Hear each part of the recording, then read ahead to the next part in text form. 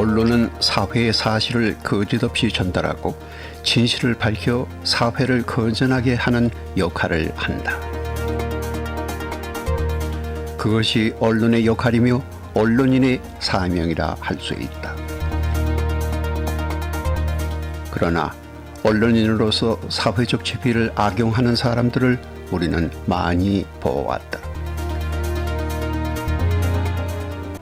하지만 언론을 천직으로 삼아 언론 자유에 인생을 바친 위대한 언론인들도 우리는 존경해 오고 있다.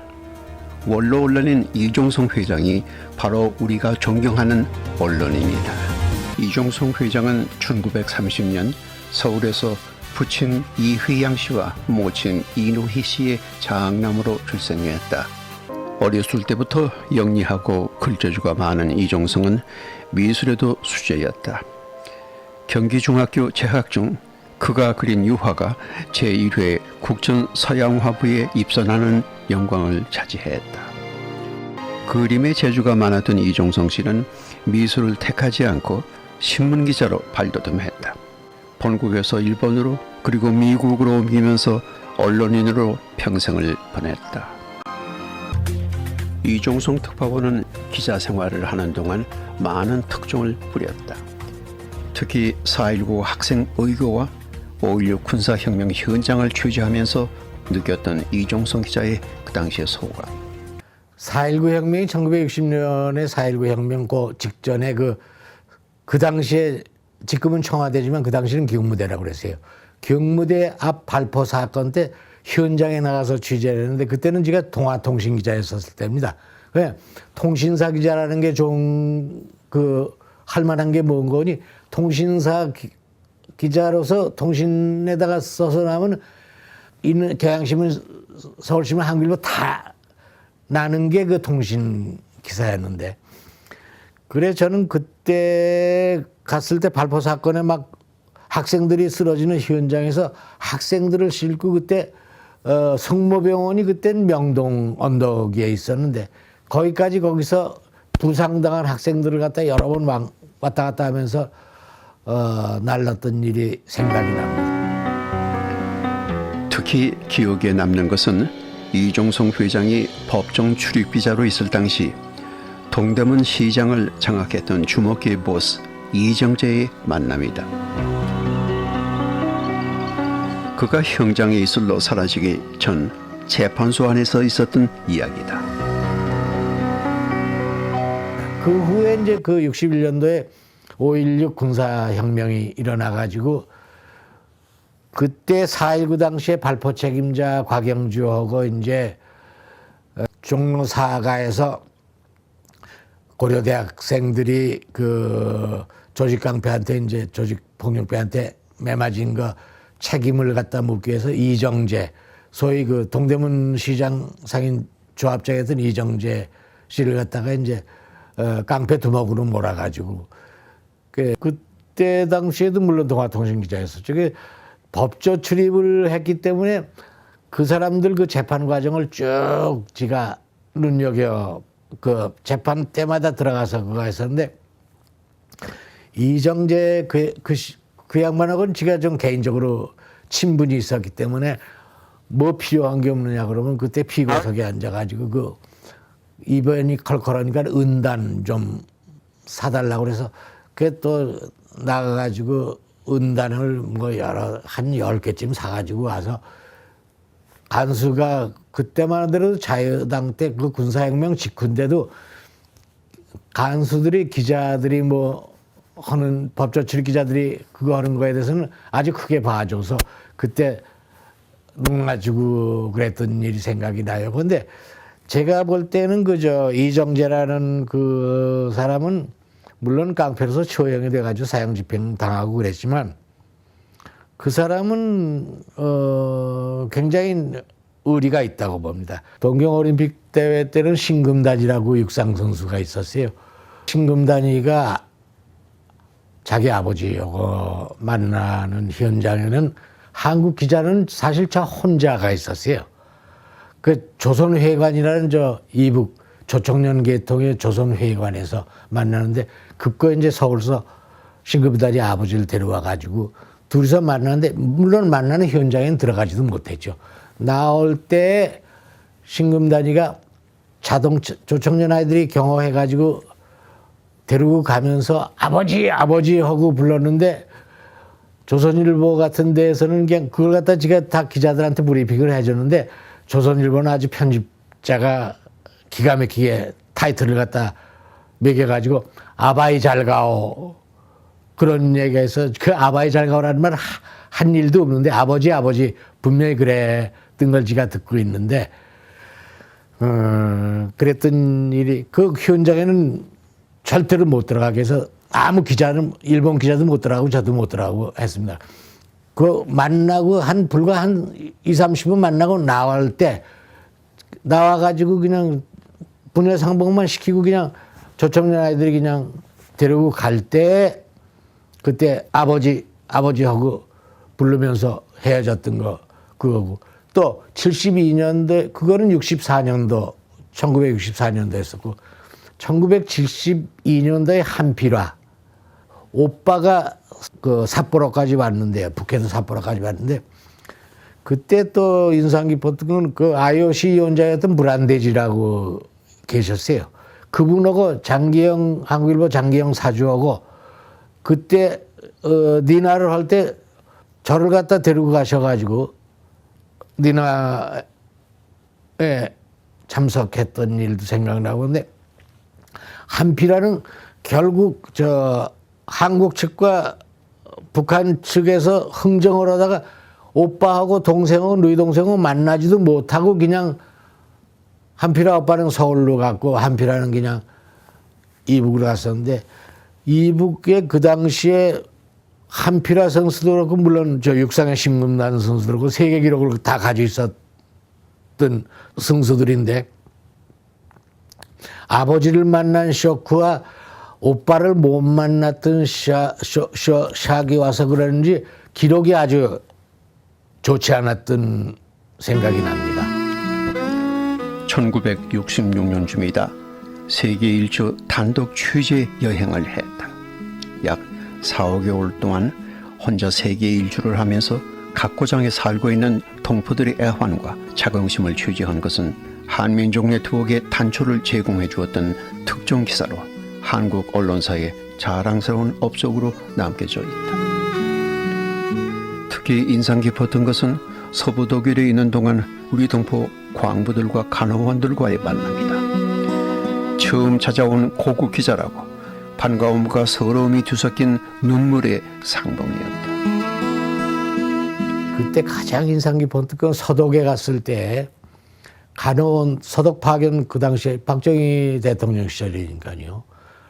서독 간호원들과 서독 광부들을 만났을 때 정말 그건 취재가 아니라 정말 눈물을 흘리면서 서로들 간호원 얘기는 저 RON 자격 다 한국에서 가지고 있었던 간호원들이 서독에 가니까 간호원 일은 안 시키고 전부 허들의 기저귀 빨래 일만 시키고 그리고 서독 광부들도 그 몇백 메타 지하까지도 지가 엘리베이터 타고 같이 내려가 보게 되는데 아유 거긴 정말 숨 막히는데요.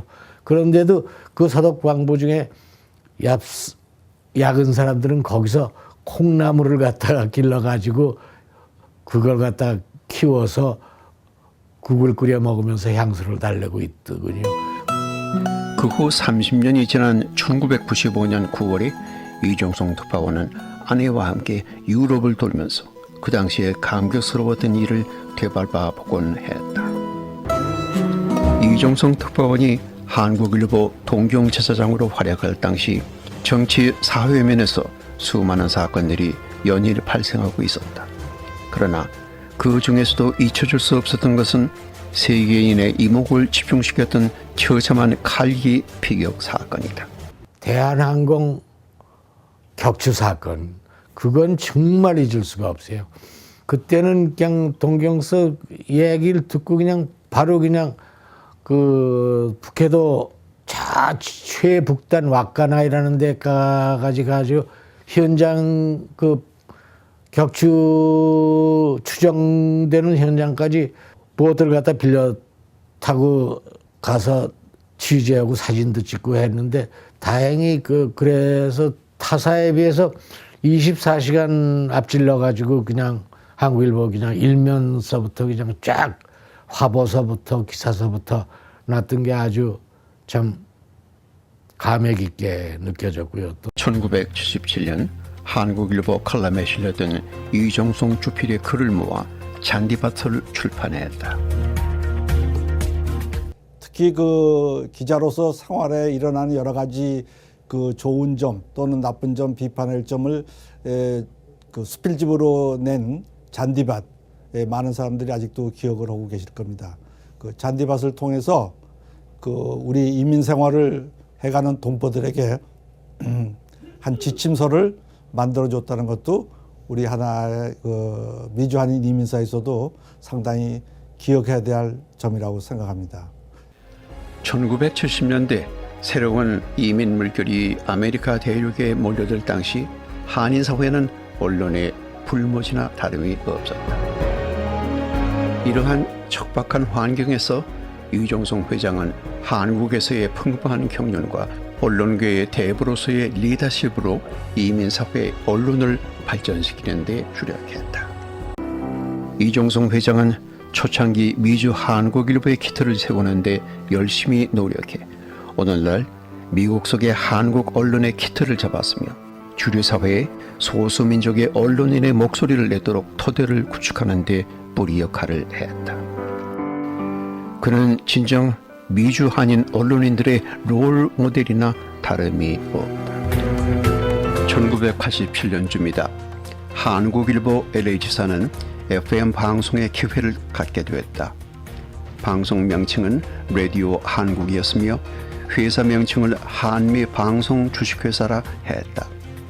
사장으로는 이종성 씨가 부임해 어려웠던 방송 초기 프로그램 편성에 많은 수고를 했다.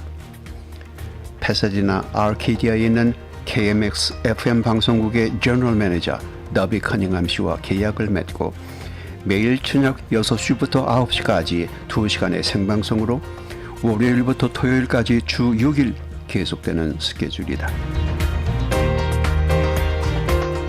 범원과 일가에 있는 한국일보 신사옥 내에 방송 스튜디오에서 케이블로 KMAX 스튜디오와 연결해 생방송으로 프로그램을 송출하는 방식이다. 비록 2시간이라는 짧은 시간이었지만은 그 당시 한인 사회에서는 최초의 FM 매일 방송이었다. 한미 방송은 처음에 제가 서울에 다니면서 동아방송에서 그때 방송했었던 격동 40년인가 30년이라는 그 테이프를 갖다가 전부 들여다가 그 매일 방송을 했던 일, 그 당시에 위진록 씨도 나와서 수고해줬고 권윤기 씨도 나와서 수고해줬던 거, 주로 김영호 국장이 혼자서 정말 애 많이 썼던 생각이 납니다. 라디오 한국 FM 방송이 시작된 얼마 후 TV 방송의 기회가 주어졌다. UHF 채널 18 KSCI에서 매주 토요일 저녁 6시부터 8시까지 2시간 동안 한국일보 TV라는 타이틀로 신속한 한국일보 뉴스와 영화를 방영했다.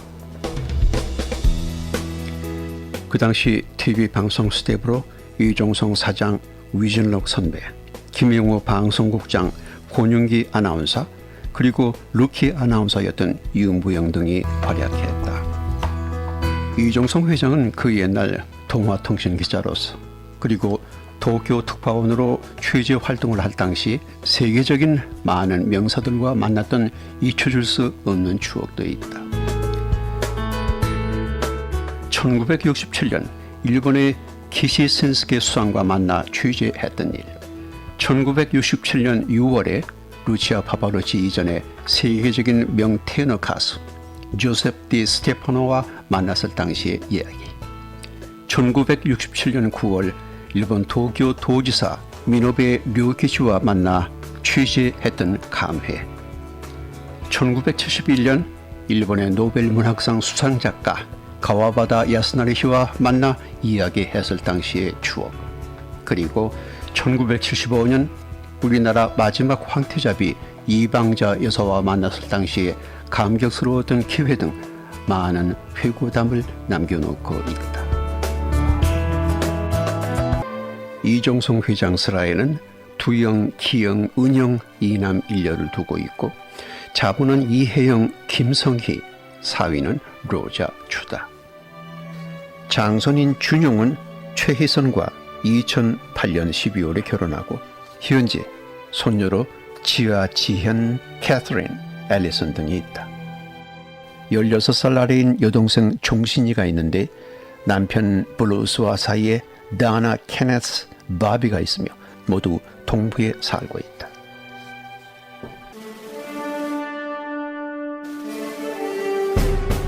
한국의 현대사에서 역사의 현장을 기자로서 예리한 필봉을 나타내 커다란 업적을 남긴 원로 언론인 이종성 회장은 미주 한인 이민 역사에서도 한인들의 길잡이로서 한인 언론이 가야 할 이정표를 이룩하는 데 개축자로서 업적을 남겼다.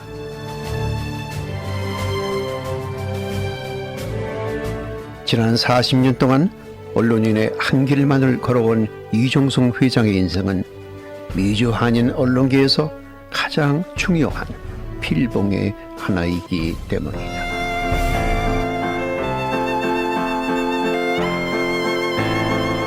이종성 회장은 이제 나머지 여생을 그림을 그리면서 여가 있는 대로 친지들과 만나 즐거운 시간을 같이 나누고 또한 반세기가 넘도록 같이 살아온 사랑하는 동반자와 굳게 손을 잡고 석양이 깃드는 먼 수평선을 바라보며 발걸음을 옮기고 있다.